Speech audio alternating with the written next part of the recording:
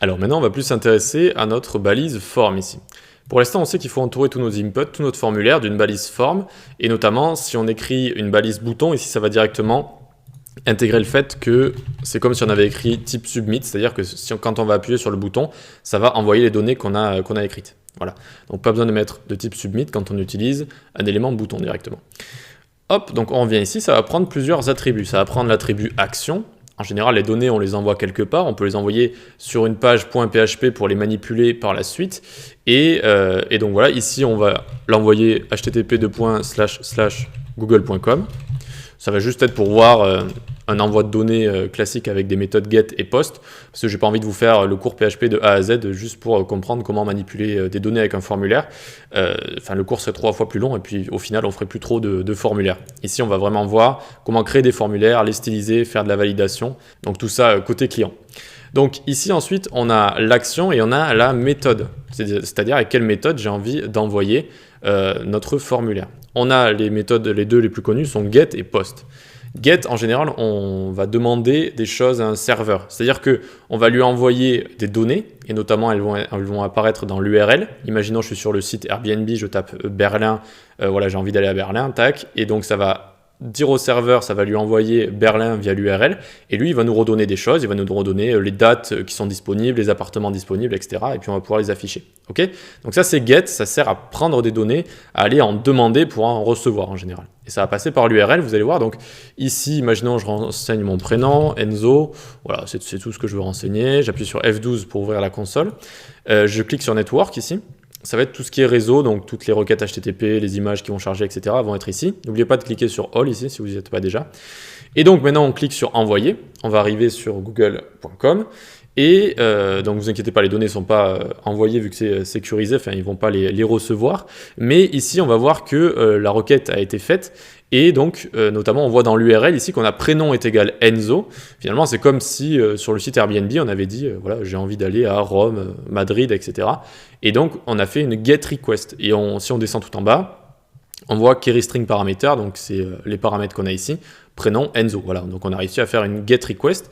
Get request, en général, on fait ça pour prendre des données depuis une API, c'est-à-dire prendre des choses qui nous intéressent depuis un back-end. Ok.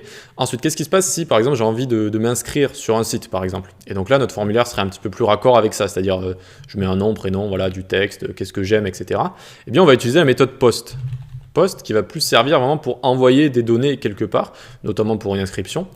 Donc post, ça ne va pas passer dans l'URL. L'URL, en général, il est restrictif, c'est-à-dire les sites n'acceptent que un certain nombre de données via l'URL, notamment pour se protéger des attaques. Ici, post, ça va avoir les données dans son corps. Il va y avoir un corps de notre requête, et donc ça va envoyer les données par là. Ok, donc maintenant on va faire semblant voilà, de remplir tous nos champs ici. Juste avec TextArea, il est où notre TextArea? Il est ici. On lui avait pas mis de name de base. Et donc ici, on écrit dans le TextArea. Ensuite, dans notre backend, enfin dans notre requête même, eh bien, on ne va pas envoyer les données vu qu'il n'avait pas de name, il ne va pas pouvoir avoir de libellé. Donc ici, on va marquer txt par exemple. Bref, du coup ici, on va étendre tout ça. On va renseigner votre prénom, Enzo, ici mon texte. Et puis, êtes-vous d'accord? On va mettre non, rouge, tac. Ici, le accord, vous savez, c'est la petite checkbox. Fraise, on va mettre, je sais pas, mur ici.